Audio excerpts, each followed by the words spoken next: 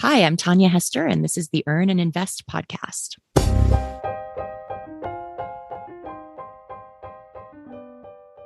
It's not as easy as it sounds. I wanted to buy an electric car because it's better for the environment. But then my friend mentioned that often electricity in the United States is generated using fossil fuels. But I live in Illinois, which is 58% nuclear. But then there's the scourge of nuclear waste. Maybe it would be better for the environment if I just kept the old rickety car that I have and fixed it up. You see, the choices aren't always obvious. Whenever we here at Earn and Invest bring up issues of social or environmental justice, there's always a smattering of complaints about being too liberal, woke, or even socialist. But if you feel that way, I would encourage you to keep listening. After all, we are all activists of one kind or another, whether we want to be or not.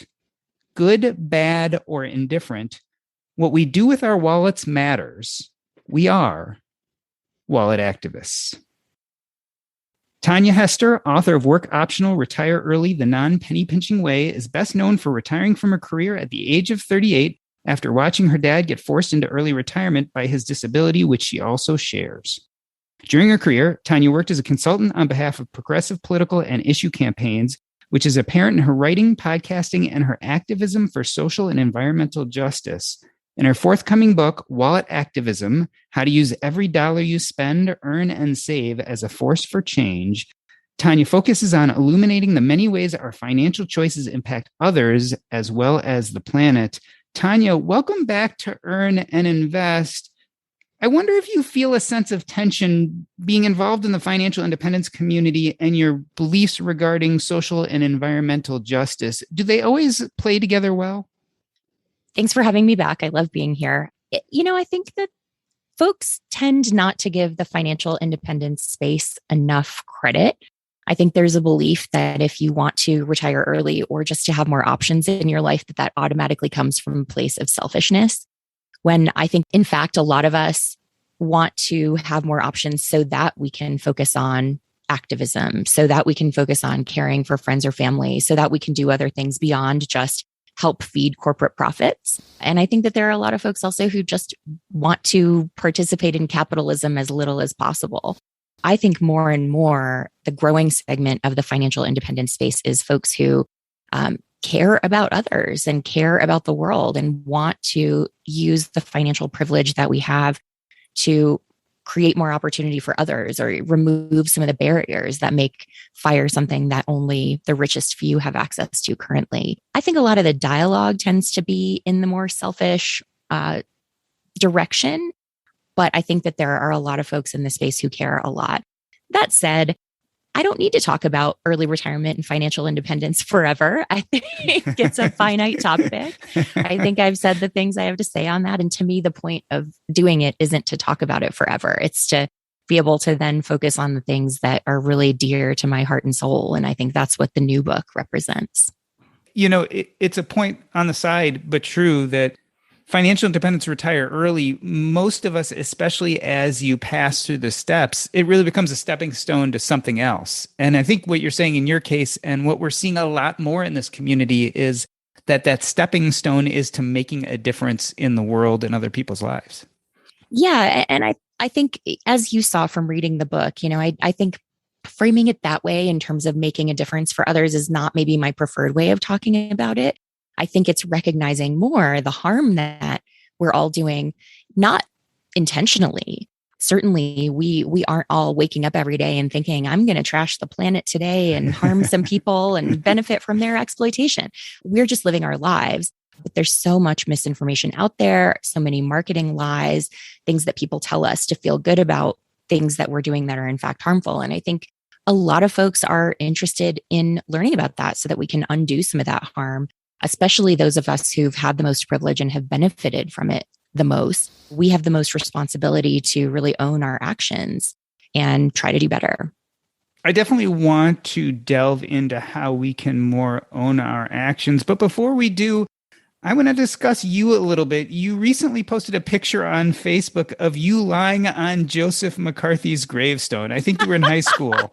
And you wrote, when the cool kids were off doing whatever it is cool people do in high school, I was making not so subtle activist art critiquing right-wing authoritarianism.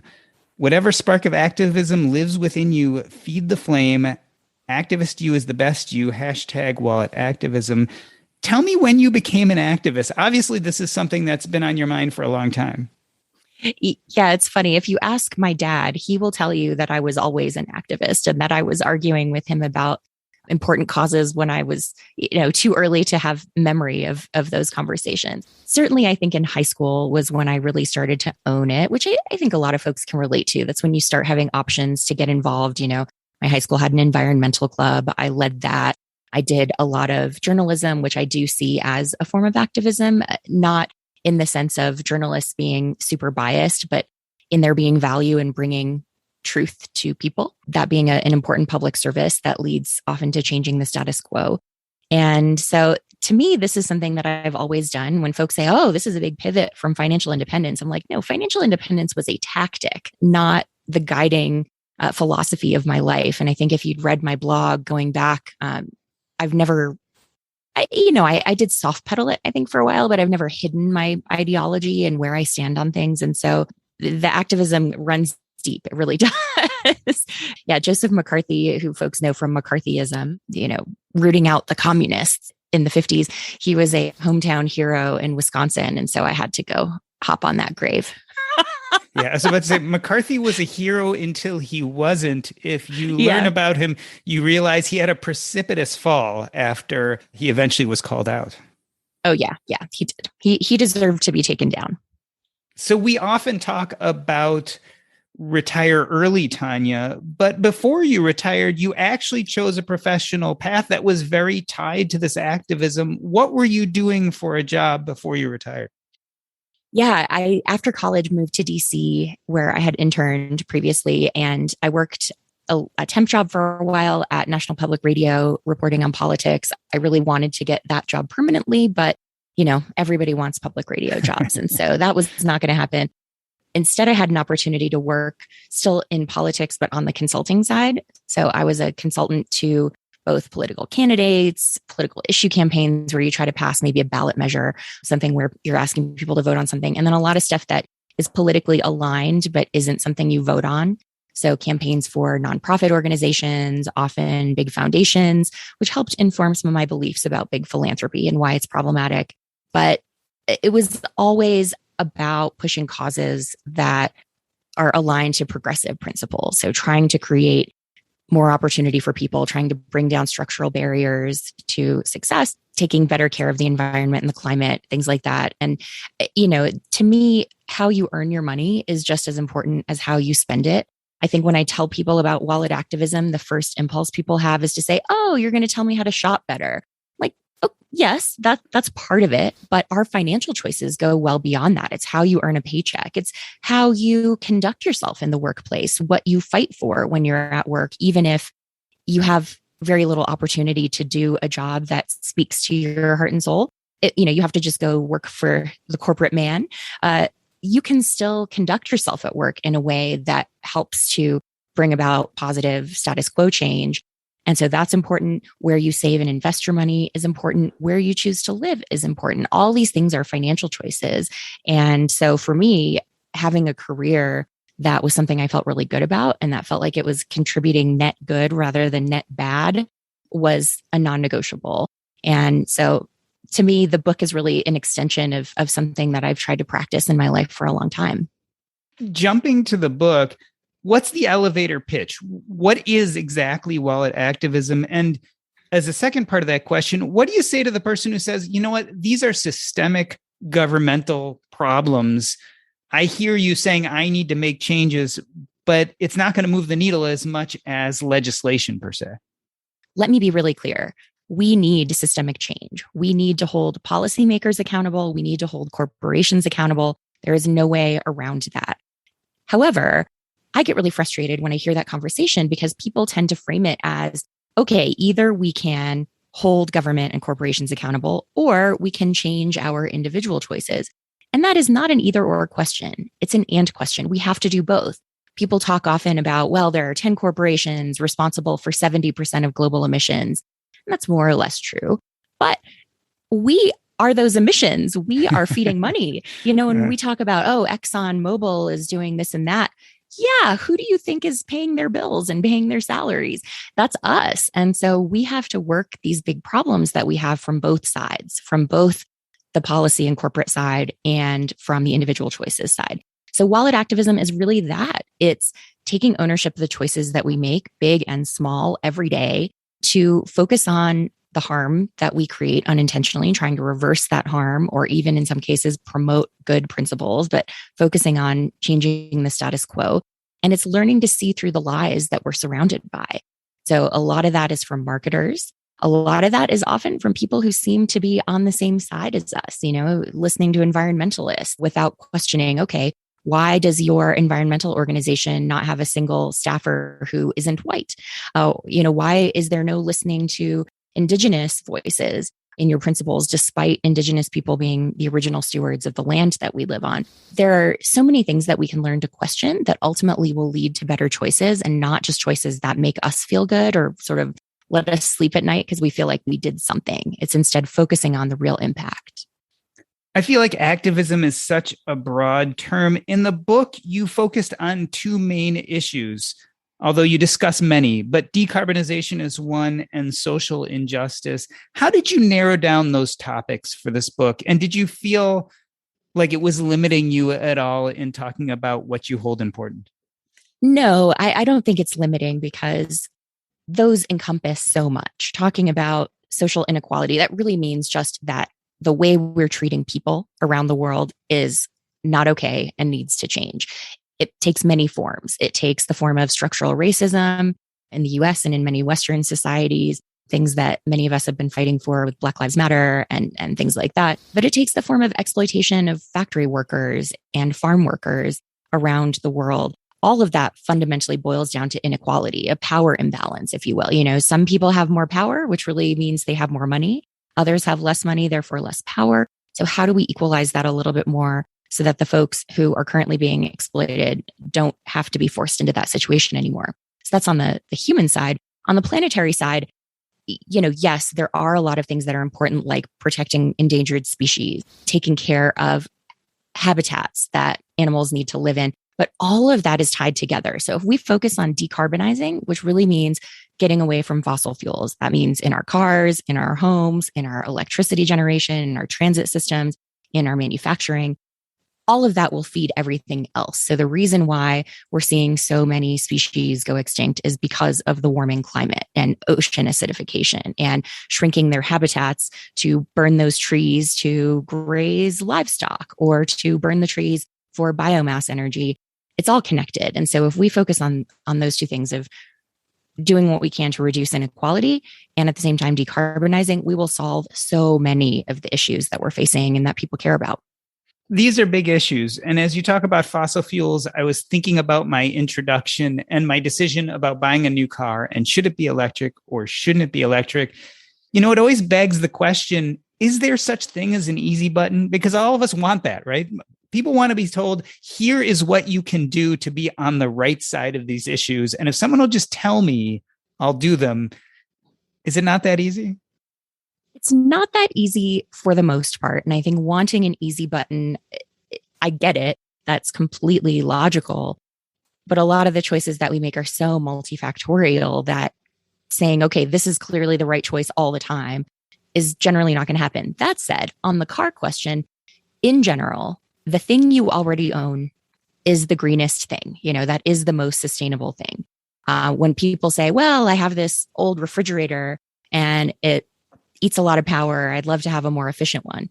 Well, okay, but then you've got to overcome the cost of disposing of the existing one, which probably includes refrigerants like Freon that we used to use that have to be disposed of or they're going to warm the climate. You've got to weigh the cost of manufacturing a whole new refrigerator, which includes a huge number of natural resources, rare earth metals, things that have to be smelted through a coal burning process. Then that thing has to be transported probably across an ocean.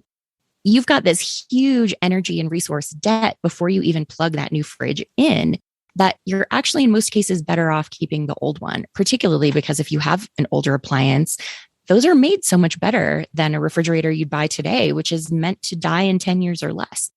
And so with the car, my argument is if you must buy a new car, it's far better to buy electric because you're pushing demand for electric, which is source agnostic. Electricity, as you said, can come from anything. In a lot of the US, it comes from coal. But in some states, like in California, we have no coal. We do have natural gas, which is still a fossil fuel. That's not great, but it's better than coal. You have a lot of nuclear. Nuclear waste storage is not as big an issue as people make it out to be. The UN is really clear in all their IPCC reports, the climate change reports, that nuclear has to be a part of a decarbonized future. There's no way around that. And we need to stop acting like it's super controversial and just focus on how to do it safely. But getting a new electric car is going to get us closer to decarbonizing than buying another gas car or even a hybrid car, which still runs on gas and also is a really energy intensive manufacturing process too. So I think anytime anyone's looking at something new, if you've already got something that works, 9 times out of 10, that's going to be your best option. But then if you must get something new, then you can start to get into that greater complexity. Yeah, I want to emphasize that because you say it multiple times in the book. Using or fixing what you already have is often a really great solution. The other point that you remind me of is this idea that there's either good or bad is not really true. There are levels of good and bad. And one thing I see you do in the book often is you structure your answers. Like, this is good for this situation, but if you can't do that, then the next best is X and then Y and then Z. And sometimes we forget that it's not an all or nothing proposition. Absolutely. I think that there has been a lot of all or nothing thinking in both sides of the activism space, the environmental side and the social side, the inequality focused side. And I think a lot of that's been counterproductive. Folks have said, well, shopping at Walmart is bad. Shopping with Amazon is bad. And are those great companies? No, they're clearly not. But we don't need to be making big elitist arguments that only people who can afford to never shop at Walmart and Amazon are welcome in the activist space. That's not true. So instead, it's not, okay, never shop at Amazon or you're a bad person. It's how do we do that more responsibly? How do we do that in a way that's less harmful to the planet and to the warehouse workers, that feeds less demand for the kind of cheap junk that leads to a lot of pollution and trash generation? All of those things are possible. And so I think it's really important to think of everything as a spectrum. And it's not about, are you doing this perfectly or not? It's, what are some ways I can improve today or this year? And then building on that over time to the extent that you're able.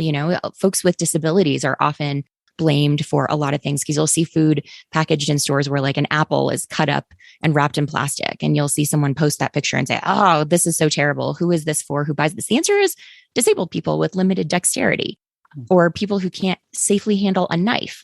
That's an important thing. And so if that's you, there's no shame in meeting the needs that you have. Instead, focus on the areas where you can make a difference. And that's absolutely possible for all of us. Yeah, as you're saying, people's financial values are different. It can be something that we're not always clear on. You talk about writing a financial value statement. What exactly is that, and how do people use it? Yeah, I think I will say, I'll come back to financial independence here, because in the financial independence conversation, there's often this discussion of only spend in ways that are aligned to your values. But I think most people are actually misusing that term when they say that. What they really mean when they say that is spend according to what you value. So they're saying, don't buy gifts for people just because that's expected if that's not important to you. Don't buy new clothes to look a certain way in your job if that's not important to you. Spend on the things that are important to you. And that's totally good and solid advice, but that's not actually reflecting values. And so I recommend folks actually take the time to take a big step back from life and to look at it's some of the causes you care about. So if racial justice is the most important thing to you and shrinking the racial wealth gap, you're going to make different choices than someone who is wholly focused on the climate, for example. And so knowing what issues you care most about is really important. But beyond that, even looking at your core values, what are the things that matter to you? Is it honesty and integrity? Is it fairness? Is it self-sufficiency? You can sort of go down an infinite list of these things. But knowing those things helps you simplify your financial choices. And that's a big part of the value to me. I use the example in both Work Optional and Wallet Activism because I think it's apt in both of, if you ask a vegetarian if they want a burger, they don't have to expend any mental energy to say, nope, I don't eat burgers. That's not something I do. And so to the extent that we can automate some of those decisions for ourselves of, nope, I don't spend on this. Okay, I do spend on this, but only when I can be really thoughtful about it and really look at all the factors. And these are the things that I spend on that I don't worry about because they align to my values. Like for me, a lot of that is buying books. I buy books by everyone I want to support, by friends, by authors whose work I think is really great, people where I just want their book to do really well so that we see more books like that coming out. I try to do that with a lot of social and environmental justice topics. That's something I don't stress about because I've made my peace that aligns to my values. And so that example is going to look different for everyone. Everyone will have their own categories. But part of it is it's so easy to feel overwhelmed with a lot of these things that we're talking about in wallet activism, with thinking, okay, where am I allowed to shop? What am I allowed to buy? How am I allowed to earn a living? I don't want people stressing out over every decision every day. I want you to be able to kind of create a system for yourself. But I really think that has to start with values. It can't start from anything else, or it's one, not going to be true to who you are. And two, it's unlikely to be impactful. As I hear you talking about this, I think about your financial values, but then the next step is with your financial values, you decide what to spend money on and why. And part of that is assessing those companies or investments that you're going to put your money into. That's also something that we have a lot of trouble with. I can't tell you how many times I've thought about going to X store and someone says, oh yeah, but did you hear about the thing that their CEO did? You specifically use the term good guy and bad guy companies. Talk a little bit about how you differentiate between them. I know you have a series of questions that you ask that helps you sort out in your mind where to put your money and where not to. I mean, the reality is that we're all going to have to spend some money in ways that don't feel great. You need to climate control the place where you live. You need to eat. Sometimes when you're traveling, you only have fast food options. You might not love the way that all those companies treat their workers, for example, or the things that they lobby for. I first recommend, when thinking about good and bad guy companies, and I purposely use the term guys, which is not gender neutral, because 90% of Fortune 500 CEOs are men. And so I think fundamentally it's a lot of men making these decisions about corporate practices. But I use the Chick-fil-A example in the book too, where a lot of folks know Chick-fil-A has been really active in funding anti-LGBTQ plus activities for a lot of years. They've said in the last few that they're no longer funding that stuff. I still think that they have corporate values that don't reflect the values of a lot of folks who might enjoy their food. My goal is for you to think first about the big decisions. So if you go get a Chick-fil-A sandwich twice a year, 3 times a year, rarely, you're giving them what, maybe 15 or 20 bucks over the course of a year. How big a deal is that? I liken it to thinking about political contributions. If the amount of money you're going to spend somewhere is an amount of money that you would feel really gross going to a politician whose views you find abhorrent, that to me is a great analogy to use. So if I go spend $15 or $20 at Chick-fil-A in a year, am I okay with $15 or $20 going to Mitch McConnell? I don't love it, but it's only 15 or 20 bucks, versus you had to pick Mitch McConnell, didn't you? Yeah, of course. Versus something like, Amazon or Target or wherever someone might spend a lot of money, you tally that up. And for most folks, it's a fair bit.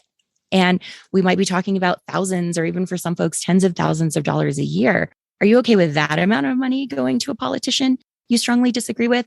I think then it becomes easier to make that calculus. And so that's where coming back to your values and saying, well, this represents something I don't agree with or I strongly disagree with, but let's scale it. Let's look at how big a deal is it to spend a little bit or a lot.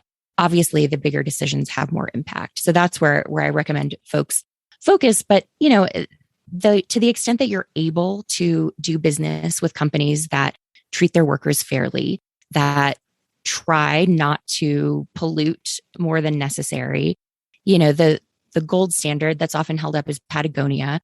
They do a lot of things that are really good. They've had some supply chain issues. They've been tied to forced labor in Xinjiang province in China with the Muslim Uyghurs who are being kept and forced to work by the Chinese government.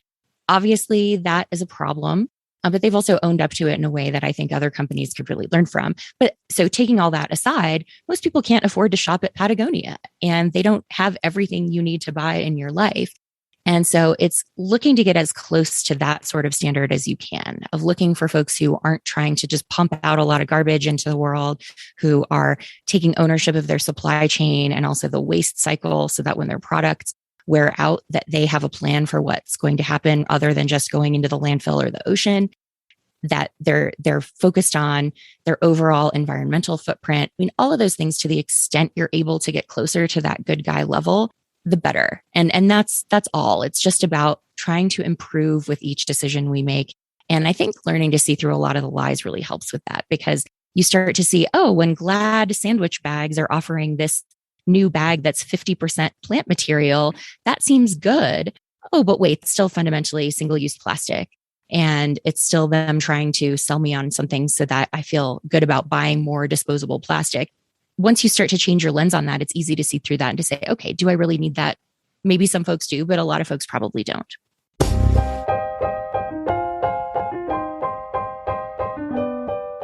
We're talking with Tanja Hester, author of Work Optional, Retire Early, The Non-Penny Pinching Way. She is best known for retiring from her career at the age of 38. Her newest book is Wallet Activism, How to Use Every Dollar You Spend, Earn, and Save as a Force for Change. We're going to take a short break. I'm Doc G, and this is the Earn and Invest podcast. Hey everybody, this is not another advertisement. I just wanted to take this moment to talk to you directly.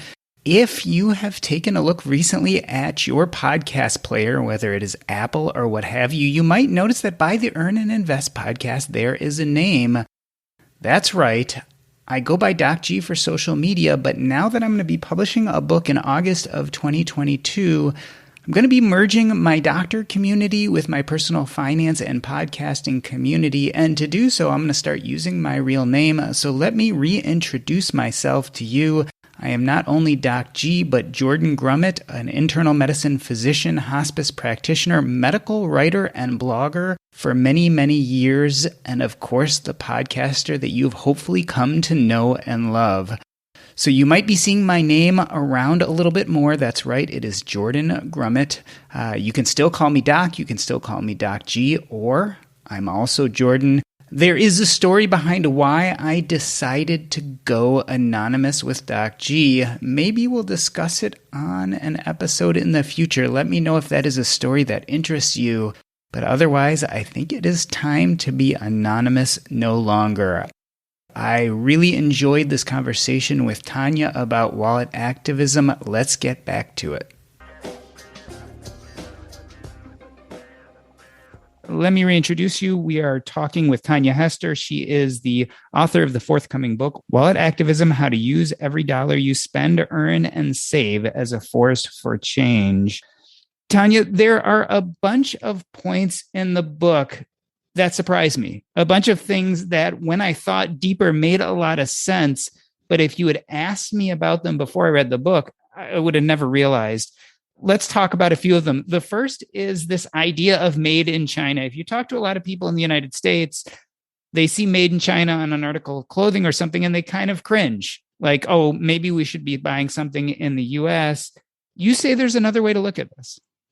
Yeah, it's interesting because I see that coming actually from both sides. You've got a lot of more conservative folks saying made in China is a reflection of outsourcing American jobs and we need to bring those jobs back. You see folks on the left talking about the authoritarian regime in China and how we don't want to support that. And also, obviously, the environmental impact of shipping things across an ocean and exploiting workers and factories. And all of that's true. So this is not to say it isn't, and we should all rush out to buy made in China things. But something that I think is often left out of the conversation is that China used to be a country with a huge population who lived mostly in poverty, who couldn't afford the necessities of life, who had really rough lives, we'll just say. However, with the rise of manufacturing in China, they have lifted about 1 billion of their folks out of poverty. And China is now considered a middle income country. And so we'll often see people talking about how important it is to address poverty. And then at the same time, decry made in China, when in fact, Chinese manufacturing has been perhaps the greatest force in history in lifting huge numbers of people out of poverty in a short time. And I think that that needs to be part of the conversation. And so when we say made in China, it shouldn't be good or bad. It's, okay, let's look at this in more detail. There is a lot of stuff that's being manufactured really to meet American demand that's very poorly made, that's cheap quality, that won't last long, that will go straight to the landfill. But there's also really high quality stuff that's being made. Everybody walking around with an iPhone or Android in your pocket, that was made in China. And so it's a complicated issue, and it's worth more discussion and more thought before just making that flippant remark of, oh, made in China is bad. It has bad sides. It also has good sides. To steal a saying, there's some uncomfortable truths there. And sometimes it's just being aware of all sides of the issue and then deciding, I guess, based on your personal values, which holds more water. Yeah. Or maybe it's deciding, okay, I'm not going to buy the cheapest thing that I can find. I need this widget. I'm not going to go on Amazon and find the cheapest one. I'm going to try to be more thoughtful, try to buy something higher quality. I think often folks leave out the possibility of finding something secondhand or borrowing it from a neighbor or sharing it with a neighbor. But if you truly need something new, being more thoughtful so that you're saying, okay, I'm going to look for the higher manufacturing standards or the better environmental standards, or buy from a company that's made a pledge to pay a living wage. There are different ways that you can address it without having to say, okay, everything from China is bad. Another thing that caught my eye as was reading the book is talking about the recycling myth. And if you live in an area anything like mine, we happen to have the blue recycling garbage versus the regular gray garbages. And those fill up quickly. It certainly makes you feel like you're having an impact or making a difference. That's not 100% true. And interestingly enough, it's almost beside the fact. Tell us about the recycling myth. Yeah. And I want to be careful here because it's easy for me to get into this topic and for folks to say, oh, so there's no point in recycling. And that's absolutely not my point. It's still important to recycle. But I believe that if we actually understand how the system works, we'll make different purchasing decisions on the front end. So plastic recycling, that is the thing that people attempt to recycle the most. However, plastic is rarely recycled when you throw it in the bin, and plastic as a material can only actually be downcycled. So if you buy plastic water bottles and you put them in the recycling bin thinking, okay, this will become new plastic water bottles, that's not going to happen. That plastic at best will become those flimsy, throwaway, terrible, rip in your hands while you're going to the parking lot grocery bags. That's generally the best use for most recycled plastic. Some will go into things like asphalt on roadways, but a lot of it just ends up going to the landfill or ends up in the ocean. When we talk about, oh, plastic in the ocean, it's such a problem. Why are people dumping all this stuff? People don't realize most of the plastic that the US, for example, is putting in the ocean it's just getting there by being blown there, or it even often comes from people who put it in the recycle bin in the first place, thinking they were doing the right thing. But the idea of plastic recycling was developed by the plastic manufacturing industry. So it was the industry who said, okay, we've done all this research. People don't like the idea of buying a lot of plastic, but if we can convince them that their plastic is being recycled, now suddenly they feel a whole lot better about it. Now they're okay with buying as much plastic as possible. And so that's one of those big lies that we're told of, look, here's the right thing to do, recycle plastic. But it actually on the back end then makes us do the wrong thing, which is buy more plastic. And I think if more people know that, they'll make different choices. If you know, okay, this plastic bin that I'm buying my grocery item in is unlikely to be recycled, I think you'll seek out the carton of it and try to buy it packaged in paper instead, or maybe you don't need it at all. And so that's just one of those examples that I think it's important to understand the intent behind it, that it's ultimately a marketing ploy, not a reality. And just to understand with other things, glass, steel cans, what sometimes folks will call tin cans, aluminum cans, those things are much more recyclable, but it's still important to understand that recycling is an energy intensive process. And in the case of things like paper, they have to use fairly toxic chemicals in order to wash the ink off the paper. So that can be harmful to workers. We need to understand that recycling is not zero cost regardless of the material, unless you're literally doing something old school, like having milk bottles dropped off by the milkman and then they just wash them and refill them. If you can get in on something like that, that's great. But otherwise, just understanding that recycling, it's not sort of like a free get out of jail token. It's still something with an environmental and social cost. You talk about the plastics industry pushing this idea of recycling is the consumer's responsibility. And I think in the book you mention that iconic TV commercial with the supposed indigenous person who was not actually played by an indigenous actor with the teardrop in his eye as he was seeing the trash on the roadside. That was a created belief that was foisted upon us, I believe, in the late 70s, early 80s.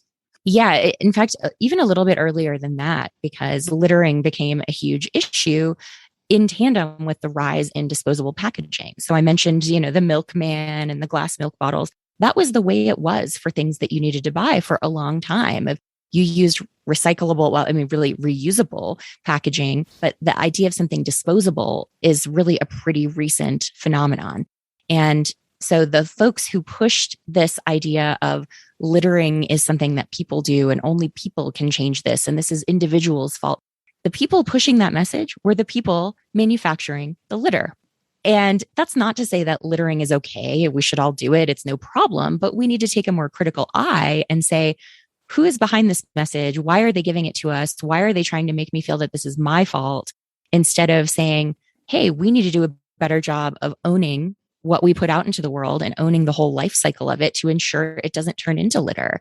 And that's completely absent. And that's a very common corporate tactic to make us as individuals feel bad for, in essence, corporate malfeasance, bad, unethical corporate decisions that then get pawned off on us to blame. So this is where I really understand when folks say, well, we can't solve it as individuals.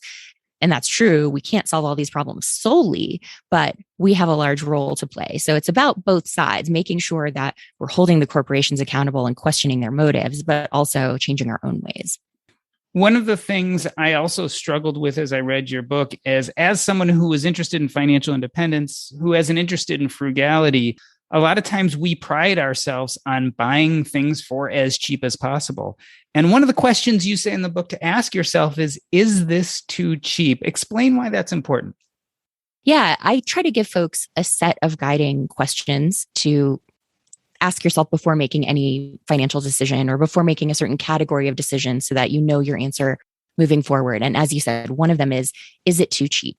Because I think we tend to think often just about the deal that we're getting, or how much can I save if I don't spend X amount and instead I spend a quarter of that. But we don't look at what's behind cheapness. And what's usually behind cheapness is bad environmental practice and exploitation. And we know that because you can just think about something like I saw a pair of headphones on Amazon when I was researching the book that were $10. And you think about that. So a pair of headphones includes circuitry. It includes rare earth metals in small quantities in that circuitry. It includes things like copper that have to be smelted after they're mined. It includes plastic on the outside. Well, now because all that's together, it's going to be incredibly difficult, if not impossible, to recycle because it's all combined. It was made in a factory across an ocean where if the whole thing only cost $10, and that includes the profit, the warehousing, the transoceanic shipping, and the manufacturing, you know that the people who made it could have earned at most some pennies. And you look at all of that, and that's a high cost. I'm getting a deal because someone else was exploited.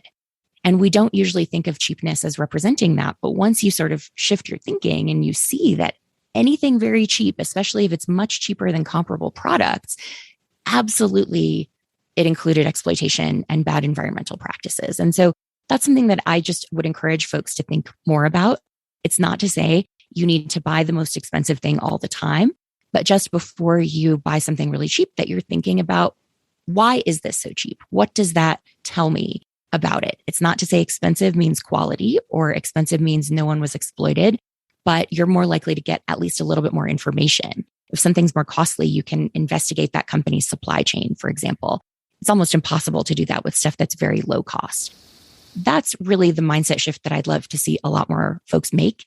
And if the idea of spending a whole bunch more money on the things you want really upsets you, you still have other options. Secondhand is great. Not buying things is great.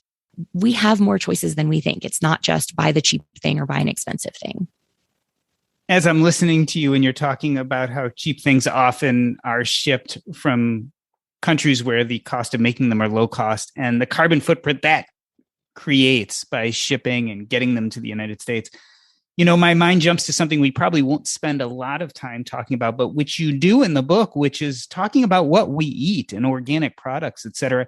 And another one of your points, which I really took home, was we talk often about organic versus non-organic, but something we should consider is how close and locally grown something is to our physical location. Because ultimately, if you're talking about global impact, it may make more sense for you to buy something on a farm that, was created down the road from you, where the cost of getting it to your market was almost nothing from an environmental perspective, as opposed to something that is grown in another country.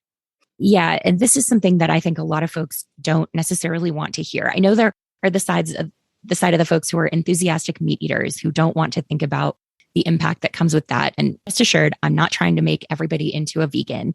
I think that you should have personal choice in what you eat, but we can also shift quantities. So it doesn't mean you need to eat meat every day, or that it always needs to be beef or lamb that has an especially large impact on climate. But we've actually found, not myself personally, but researchers have found that a vegan diet that is heavily reliant on things like fresh berries, which have to be flown in for much of the year because they're too perishable to be shipped on a container or via train car, or things like coconut that's largely grown in the global south and has to travel a long way, that diet is actually much heavier in environmental impact than a diet that's more locally focused, but includes things like chicken, fish, eggs, locally produced dairy.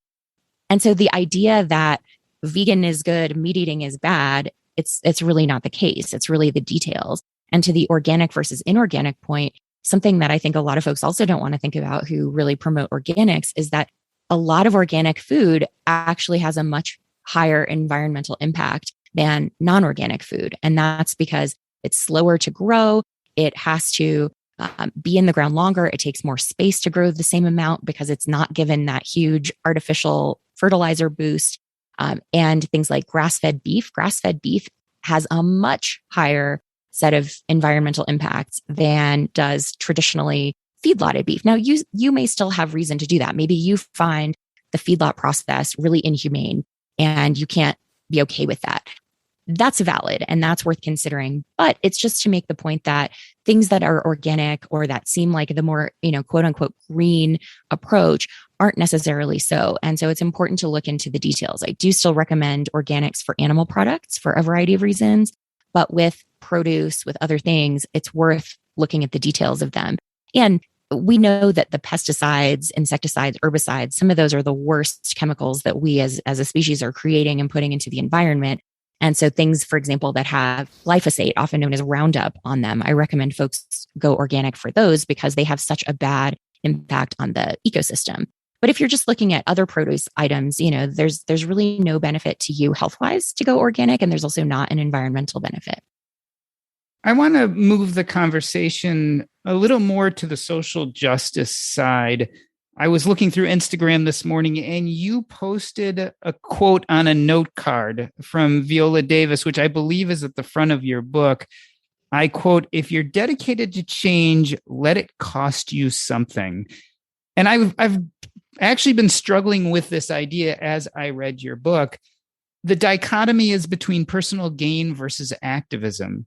And I know in my own life, I face that too, especially with social justice issues. And it certainly has been magnified during the pandemic. I'll give you an example. My son has had issues with test taking. And I knew that he wasn't getting as high level of education this last year because he was getting virtual schooling and they were trying to get the systems up, et cetera. And he goes to a very racially mixed school. We live in a very racially mixed area. And so I said, maybe we should start getting you tutoring for SATs and ACTs. It'll be a good way to supplement the fact that you're not getting what you need from the school system this year.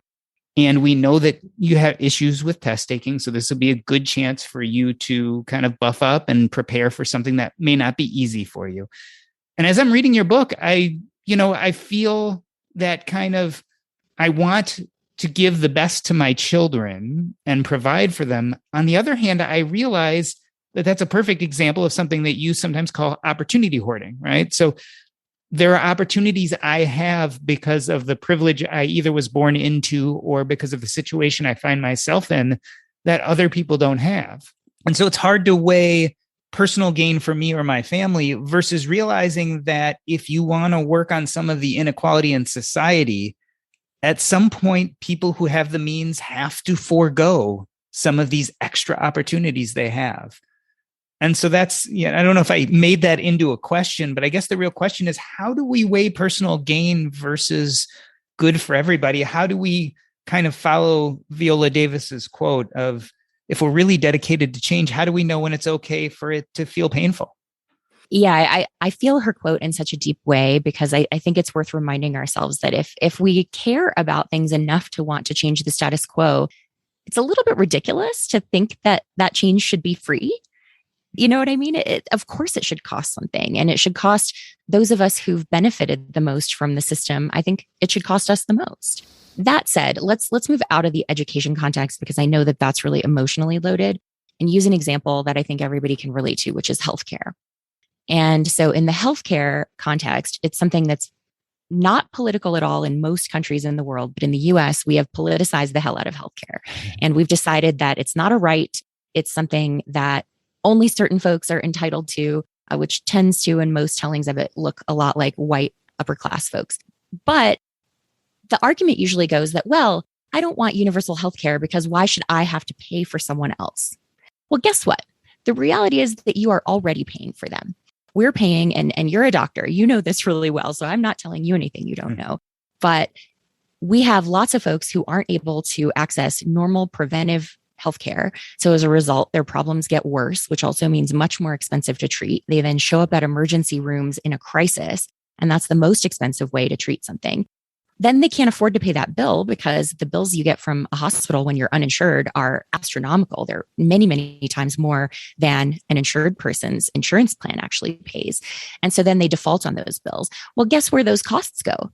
They go to all of us. So we're all paying for that healthcare. And in fact, we're paying much more for worse outcomes, because we're letting so many folks skip the preventive care, not because they want to, but because they can't afford it, and get to this level of emergency treatment, which I think we're seeing in a big way right now in the COVID pandemic, all the stuff that's going to emergency level when we could have done the preventive thing. And some of that is personal choice. Some of that is government policy. But when you look at it that way and you say, we're already paying, and in fact, if we did this thing that was better for everyone, it would be better for me too, because my healthcare would get cheaper. Our outcomes would get better. The system would be less overloaded by people in a crisis state, and we'd all benefit from that. I think you can then apply that principle to just about anything. So thinking about education, we have this real perceived need among a certain class of folks in the US who feel that they have to keep their kids where they are or push them higher. And the question we don't stop to ask enough is, when you say, well, I want to do everything I can to help my kid get ahead. Ahead of whom? And why? And why do we think it's so essential for my child to be ahead of everybody else?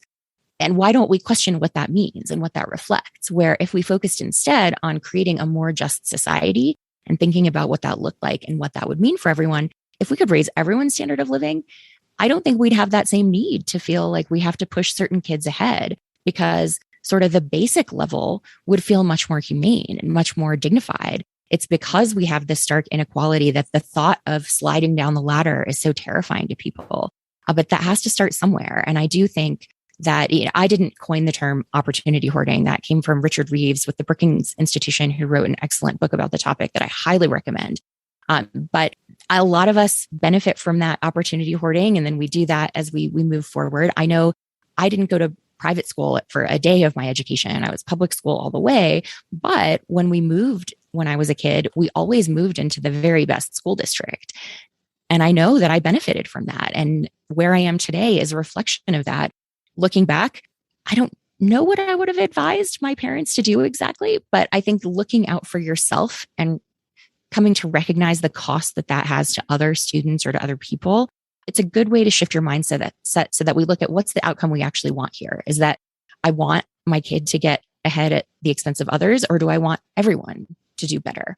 And I think if we focus on the greater good, we ourselves will actually do better too. And that's an important thing to remember.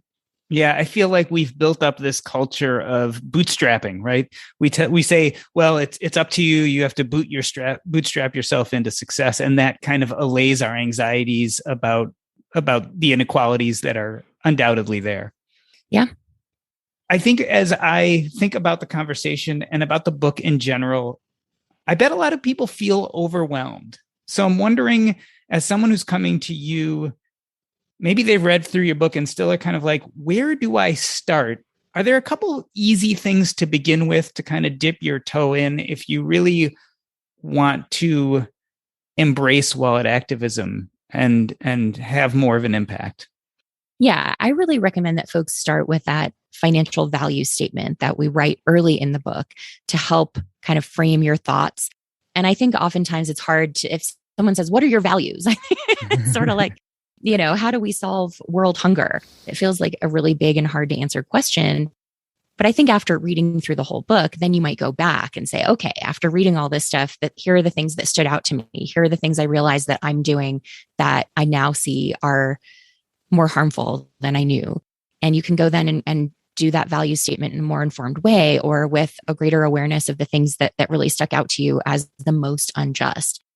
And then let that value statement guide you. So if you have seen that, okay, we talked earlier about the racial wealth gap very briefly. We know that in the US in particular, but this is true across most Western and global North countries, white folks earn by far the most money, and they have by far the greatest net worth, inherited wealth, accumulated wealth. It comes from all these different sources. And we know that Black folks in particular have about 10% the average net worth of white folks, same ages and educational levels. And if that's something that you really care about, then you can make a point of, when you buy your books, that instead of buying from Amazon, you seek out Black-owned bookstores or bookstores owned by Indigenous people, other people of color. You can start to make different decisions based on maybe just one issue that you care most about. Or if it's for you, climate, making a point of, okay, our car needs to be replaced. Well, does it really? Maybe you could not replace that car. Maybe you could experiment going without a car and using ride shares, not necessarily the Lyft and Uber variety, but more like car sharing that some places offer, where you go actually pick up a car and drive yourself. Or it might be working to just drive less, or to take public transit more and taxis and Ubers less. There are all kinds of different things that are just an easy starting point. And I really think of this as sort of like the gateway drug, once you get started and you start saying, hey, that actually isn't so hard, and I don't feel like my life is worse because I've made some different choices, then it becomes easy to make more. But I do, and I say this early in the book, no one will be able to do everything in the book. Absolutely no one. Even people with all kinds of disposable income and lots of free time. So the goal isn't to say, here's a really long list of homework assignments. It's to say, here are some things that you can start thinking about and start reassessing the choices in your life. Maybe the things you start with are things I don't mention in the book at all, but that you start to see differently once you've read it. And so start somewhere, start with one small thing or two small things and build on that. That's really, I think, the best way to go about it, because the goal isn't for this to feel like a huge sacrifice. The goal is just for us to start assessing our choices differently and to act accordingly. And I think once you understand the principles behind something, it becomes much easier to make a different choice than if it's just someone saying, hey, don't eat at McDonald's, don't shop at Walmart. That's not helpful. Let's understand the reasoning behind some of those things. And then, it feels like a non-sacrifice, I think, once you sort of align your values to your choices. I will note that in the first few chapters of your book, there is a template for the financial value statement, as well as at the end, there's a list of really helpful resources and third-party certifications. Tanja, I've been really excited to have this conversation with you. The book, Wallet Activism, is it available for pre-order now? And if so, how can people get it? Yes, it is available for pre-order now from all of the book places. I'm really encouraging folks to buy it from your local independent bookshop if you can, rather than one of the big guys. And if that's not an option for you, bookshop.org is a nice resource that helps to provide funding to local independent bookstores, which have really taken a hit during the pandemic. If you need to buy it from, the everything store or somewhere else, I'd just ask if you could leave a review, because that algorithm is really important. And certainly it will be available at libraries too. So it's great to request it from your library, or you can get the ebook. I'll be recording the audiobook in a couple of weeks. It comes out November 16th, but pre-orders before then, they always help authors and help books. So if you can do that, I really appreciate it. Well, the book is Wallet Activism: How to Use Every Dollar You Spend, Earn, and Save as a Force for Change. This has been the Earn and Invest podcast. On behalf of myself, I'd like to thank Tanja Hester. That's a wrap.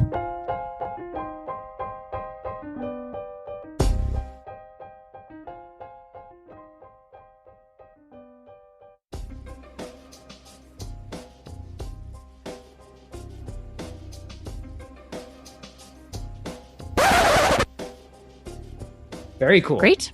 So I do sometimes a little bit of after show, but it's actually a perfect chance for you to say, is there anything that you wish we talked about in the book or anything that you'd want out there that didn't quite make it into the interview? No, you had great questions. I think we touched on a lot of awesome stuff. I'm stoked about this interview. Yeah, I am too. And I knew that, admittedly, I knew people like you are pretty easy because I can throw some general questions out and then you'll narrow them into really, really good content. But I did want to make sure that I did justice because, like I said, I think there's a lot of good stuff there. And I wanted to make sure that we got a chance to jump in and out. As I finished, I'm like, I wish we maybe did a little more with social justice, but you were really great at throwing that into the answers, even when I was asking some of the more kind of economic questions. They're hard issues, but I definitely, my wife has been kind of laughing at me because I keep on bringing things up I've read in the book. I'm like, well, did you think about this?